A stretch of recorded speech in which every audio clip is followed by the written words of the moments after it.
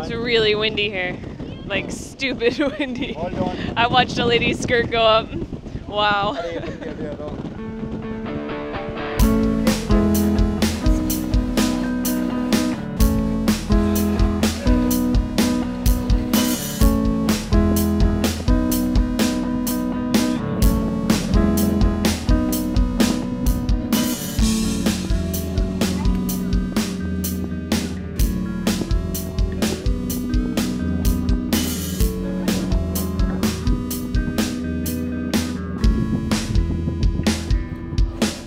You ready for some liberty? Yeah, definitely ready for some liberty. But I don't know if we're actually going to be able to make it over there with this wind. It's ridiculous.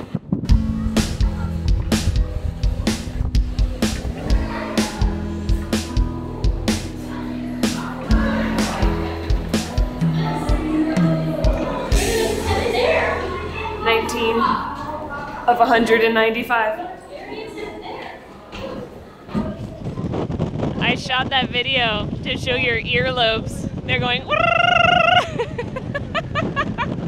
So we've come to the Statue of Liberty during Hurricane Debbie. This is Hurricane Debbie. Once she gets to the Big Apple and she meets the Statue of Liberty, so much excitement. Wow. Spit from my mouth is going over there. The boat ride did not prepare me for how much wind non-blockage there was going to be up here at the pedestal of Statue of Liberty. Lots of people can get access to the pedestal. We've got access to the crown, so we're going to be going a little bit higher, but we stopped off so that we could get a full understanding of where we are so we can appreciate once we go up there. This is even awesomer than I thought. We're headed up this super steep spiral staircase to go to the crown of the Statue of Liberty, which is, I mean, that means like literally we're inside of the Statue of Liberty right now. You know what I mean? Like we're in it. And I'm pretty tall and I'm barely fitting, but just enough. This is no joke steep though. Katie is yelling for me. Oh. This is really, really cool. Just like knowing where you're at, what you're doing. I mean, seriously now, we're short on room for the brain. Katie has done some wizardry and gotten us this ticket because not very many people had orange bands on their wrists, which we had, which gave us access to go to the crown. She was able to get them on the internet. We gotta go. But by F5ing a web page like a whole bunch until some other cancellations came in. So a majority of people that are coming here today don't have access to going up to the crown. And the other thing that is kind of interesting because of the wind today, because of the hurricane, apparently the guy was like, it can move 4 to 5 inches because of the wind. So be ready for the motion. It's just like really quite adventurous feeling for like, you know, a tourist thing. It's moving. It's jiggling. It's crazy. It feels like a ship. Yeah, it does feel like a ship. And you know what? I don't want to be the people on the news when she falls over, man. I don't want to be like waving at the news helicopters like, we survived, but whoa. Or maybe I do. Yes. I did. You still feel her shaking? Sometimes. When I come down, it takes a minute or two and I kind of feel it. Then you get on the boat, you're feeling the boat knocking. Yeah, You're fine. interesting. Thanks for answering the question. You're welcome. Yes. Ghosts. When in doubt, ghosts. This is undoubtedly one of the coolest things I've ever gotten to experience. I never thought that I would, 1, come to the island, 2, get to go up on the pedestal, 3, be up here in this shaky little crown that's going on. Oh my god. How cool. I can't believe they let people do this. There's like room for 10 people up here. Like it's a really small area. It's unbelievable. As is with spiral staircases, for me, down physically is a lot worse than up. So I'm gonna lean on this bar and just kind of like slide my way down so that I don't have to worry about my head hitting every stair. It's brutal, dude. There's not too many of these stairs though. Are there like 200 or something? This type of descending dude, style. Look. Yeah. Like it doesn't. didn't know that you had Yeah. these skills. Spiral staircase. Well, I'm lucky that they had this bar. A spiral Without this bar, staircase. a spiral staircase, yeah, is bad news if you're 6'7". She's up there swaying back and forth, Lady Liberty. Down here, we've come under the pedestal. These are the bolts holding her into the pedestal. This is like the biggest bolt I've ever seen. It's secure. Just the experience of going up into the crown is amazing. But while you're going up and coming down, you can see the skin of the Statue of Liberty and the shape of the Statue of Liberty, but from the inside. So it's like this familiar type of flomingness that goes on with the Statue of Liberty's gown, only like the inverse of it. And getting to see the structure and how it's all screwed together and everything is fascinating. I never really thought about it, like what it feels like, you know what I mean? Like it's solid or something. You know, it's not solid, obviously, but I didn't think about the way that this thing was built in the sense of like how it was actually constructed, how the form inside of it is designed. And as we were coming down, Katie was like, it's leaking. That means it's raining. And I was like, it's not raining. She says leaking. I don't know what I was thinking, but she was right. It rained quite a bit while we were in there and it didn't affect us at all. And now it feels like not really raining, only a little bit. But when it does rain, it rains inside of the Statue of Liberty, which is new news to me. Now we have to contend with the edges of the hurricane maybe are arriving in a way that should dictate us getting off this island before maybe we can't. Because I don't know if I want to stay the night at the Statue of Liberty. Kind of do, kind of don't. Like what happens if the boats can't go? I'm not actually concerned. The lady's got some danger ducks in front of her. Be careful, y'all. Coming at you with a vengeance and freedom your face.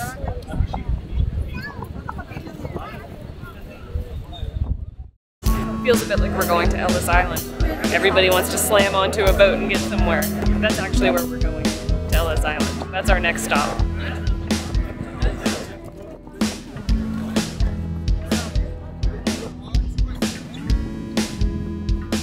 This is common knowledge for Americans, but there's people all around the world watching this. Ellis Island is an entry port for a lot of immigrants. Like 12 million people came through this immigration point when they were coming to New York, mostly from Europe, but from all around the world. So, you know, this was like back in the day stuff before there were airplanes. People come on boats, come through here, and it was like their first point of entry into the United States.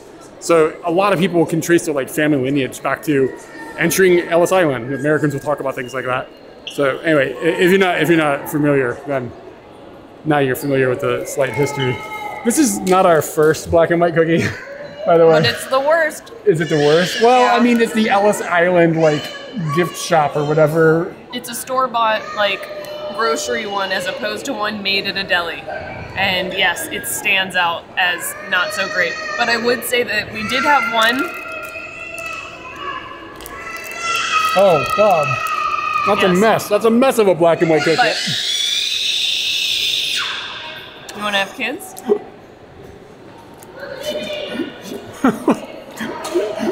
But you were going to say something. I just gave up. That's why we can't have them. Good Lord. We had a black and white cookie that was like religion changing good 2 days ago. And we're going to go back and get another one before we leave New York. So we'll film it then. Ellis Island was kind of a cool place geographically because it was an oyster flat that then became an island when they added land to it from the dirt that they dug up from the New York subway. And it's created this issue where the reclaimed area is New Jersey, but the part that was here originally is New York. So you've got like a land dispute that took place. I think the Supreme Court had to straighten out in like the 1990s or something. So as you're on the island, you're like walking back and forth between New Jersey and New York. And I guess it caused a lot of beef. But I don't think it's the only island in the area that had that situation because the borders kind of run weird like through the area between New York and New Jersey. So it's just kind of cool to see like there's basically an enclave of New York on the island, which is in New Jersey, except for the part that's in New York. And there is a museum system that they had put inside of this U-shaped building. And in the museum, that used to be where the Ellis Island people would come in, like people doing immigration, would they come into the island, come into the country, has been turned into a museum of immigration instead of a museum of Ellis Island. And we talked to another park ranger who I won't spill his name because he seemed like he didn't want people to know he was saying this. He didn't seem too pleased with this change. So you can go up and you can see what the original entrance area looked like by going up where they have moved it all to, because the entry-level floor that you come into when you walk in the front door is just a museum of immigration and kind of leaning away from the Ellis Island experience. And the first thing I said when I walked in here was like, what did it feel like for the people who just walked through these doors? Because they were just on an amazing voyage and their whole situation is unfathomable to me. But then I get in here and I feel like there was no connection point there, which is a little bit of a bummer. So when he told us that, I felt like I'm on his page. Liberty Island and Ellis Island were pretty cool. I would say if you could only choose to go to one, definitely go to Liberty Island. There was a choice. Well, you could have stayed on the boat and not hit Ellis Island. You know what I'm saying? Yeah. Well, there's no choice. I'm sorry. Yeah, no. there really is. There's really no comparison. Going up in the statue is incredible. And do what Katie did and F5 like the thing the night before and see if anybody has dropped any reserve tickets to go up into the crown. That's basically what she did. She kept an eye on it. Or you could also plan your trip like an adult and maybe know like 3 months out. I plan on going to New York, so I would like to get these tickets. It's absolutely worth going up in the crown. Unless, if you have mobility issues, don't even bother. It would be a nightmare going up. But it's really cool to go up in this tiny little room. The view, to be honest, isn't that great, but the way that you can feel everything moving around, especially on a windy day. So if you have the opportunity to go when there's a hurricane but not a hurricane, that makes it kind of more intense. The whole day actually felt very dynamic because of the storm that is like on the edge of New York right now. And they made it a little more fun, I think, just dealing with all the wind and like potential rain, and just made it feel a little more dangerous. As far as Ellis Island goes, I had a hard time connecting with what it felt like for the people that were coming into the country by going through there. And I mentioned that a little bit, how like the museum is just sort of swallowed the realness of what it was like to be immigrating through that point. So I feel like that kind of like detracted a little bit from the experience, and they have like a museum up a little bit higher and you get to see stuff like explaining it in written out format, which is beneficial, but it takes a long time to ingest the information that way instead of just being like, this is what the room looks like. At one point, there's a big opened room and they're like, this room was used for people coming in, and to me, that looked awesome, and they had desks there. That's the kind of real physical items that I really like to see in these types of environments. So I don't know. It made it a little, I don't know, how would you say, it just kind of took the impactness out of it. Do you feel the same? Aaron, could you tell me all that again? I couldn't really hear you with this kid playing with his dog over here. Wow, we just had a whole family like behind the camera, and this one kid is just like stuck on Eric, like just watching him and playing with his junk. And I was just like, I can't even listen to what you're saying. I can't look at this kid. His family is here. It was just awkward. Yes, I very much agree with you that Ellis Island's situation did not have an immersion that they could have. They could, you know, when you go into Williamsburg and they have like the theatrics of Williamsburg, which I think is kind of over the top a little bit. They could do a little bit more there to like kind of give you something more. But you're very right about like the open air room. That was just people piling in and going through the process to become immigrated, and that was great. And the information that we got from the guide that was there to go up to the 3rd floor, that was very good. Ellis Island probably could have been done better. And Liberty for the win. And I think if you had like a tour guide and stuff for Ellis Island, that might expand it a little bit. Maybe do an audio tour or something if you have the time. We didn't really have the time for it. We're getting hungry, to be completely honest. So yeah, I don't know. That's it. That's my review. Yeah, but it's pizza time and we have to find a slice. It's like every day. It's every day.